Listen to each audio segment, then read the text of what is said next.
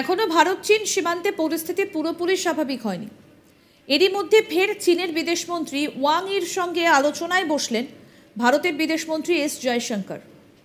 3 সপ্তাহের মধ্যে এই নিয়ে দ্বিতীয়বার ভারত চীন বিদেশমন্ত্রীর এই বৈঠক যথেষ্ট তাৎপর্যপূর্ণ বলে মনে করছে কূটনৈতিক মহল।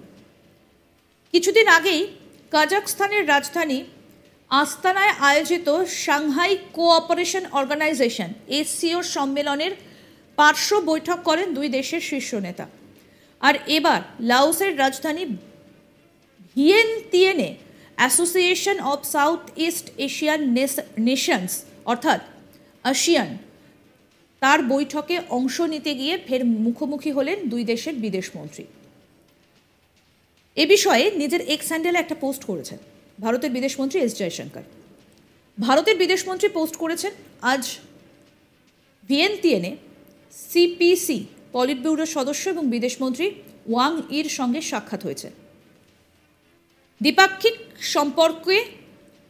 সম্পর্ক নিয়ে আমাদের ধারাবাহিক আলোচনা অব্যাহত রেখেছি। সীমান্তের পরিস্থিতি অবশ্যই আমাদের সম্পর্কের ওপর প্রতিফলিত হবে।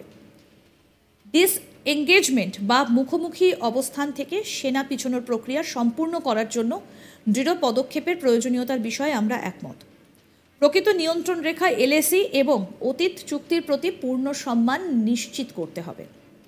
জানা গিয়েছে, দুই দেশের বিদেশমন্ত্রীর মধ্যে আলোচ্য সূচিতে স্বাভাবিকভাবেই উঠে এসেছে দুই দেশের সীমান্ত পরিস্থিতি।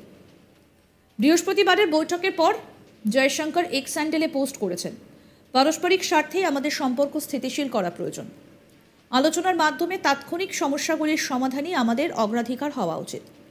যদিও তৃতীয় এনডিএ সরকারের শপথ গ্রহণের পর পোর্টফোলিও বন্টন করা হয়, বিদেশ মন্ত্রকের দায়িত্ব পেয়ে চীন ও পাকিস্তান নিয়ে ভারত সরকারের অবস্থান স্পষ্ট করেছিলেন জয়শঙ্কর। সংবাদ সংস্থা এএনআইকে দেওয়া এক সাক্ষাৎকারে জয়শঙ্কর চীন এবং পাকিস্তান নিয়ে মোদী সরকারের নীতি স্পষ্ট করেন। এছাড়া নরেন্দ্র মোদীর নেতৃত্বে আজ ভারতের বিদেশ নীতি অন্য মাত্রায় পৌঁছে গিয়েছে বলেও দাবি করেন বিদেশমন্ত্রী। মোদীর নেতৃত্বে গত 10 বছরে ভারত যে রাজনৈতিক স্থিতিশীলতায় এসেছে তা মনে করিয়ে দিয়ে জয়শঙ্কর জানান, তৃতীয়বারের জন্য নরেন্দ্র মোদীর নেতৃত্বে এনডিএ সরকার শপথ নেবার পর কিন্তু সারা বিশ্বের কাছে ভারতের রাজনৈতিক স্থিতিশীলতা নিয়েও বার্তা গিয়েছে। পাকিস্তান ও চীনের সঙ্গে সম্পর্কের উন্নতির চেষ্টার পাশাপাশি আগামী দিনে রাষ্ট্রপুঞ্জের নিরাপত্তা পরিষদে স্থায়ী সদস্যপদের জন্য ভারতের দাবি আরও জোরালো বলেও জানিয়েছেন জয়শঙ্কর। মঙ্গলবার জয়শঙ্কর বলেন, আমি সম্পূর্ণরূপে আশাবাদী আগামী দিনে প্রধানমন্ত্রী মোদীর নেতৃত্বে বিদেশ নীতি আরও সফল হবে।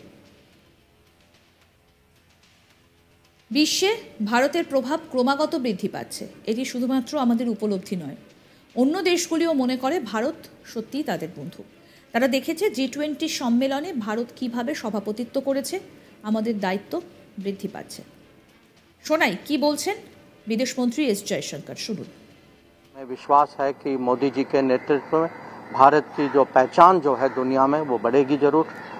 और यूएनएससी का सवाल आपने उठाया, पर उसके अलग अलग और भी पहलू हैं और मुझे पूरा विश्वास है कि उनके नेतृत्व में मोदी 3.0 की विदेश नीति जो है बहुत सफल होगी। उनको भी लगता है कि आज भारत जो है सचमुच उनका मित्र है।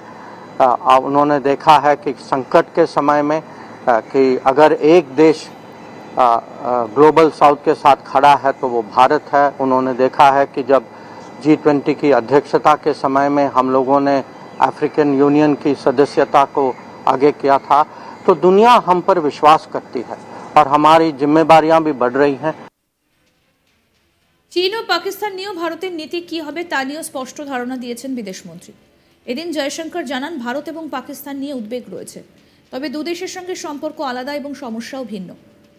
চীনের বিষয়ে অবশ্যই আমরা সীমান্ত সমস্যা সমাধানের দিকে মনোযোগ দেব। এই বিষয়ে কি বলছেন বিদেশমন্ত্রী এস জয়শঙ্কর সেটাও শোনাব।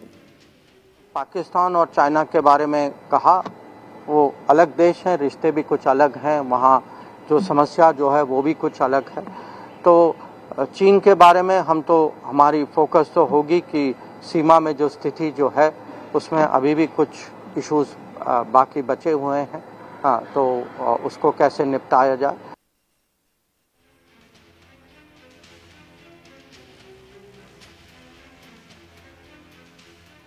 আরও আপডেট পেতে দেখতে থাকুন আজ তাক বাংলার ইউটিউব চ্যানেল, সাবস্ক্রাইব করুন।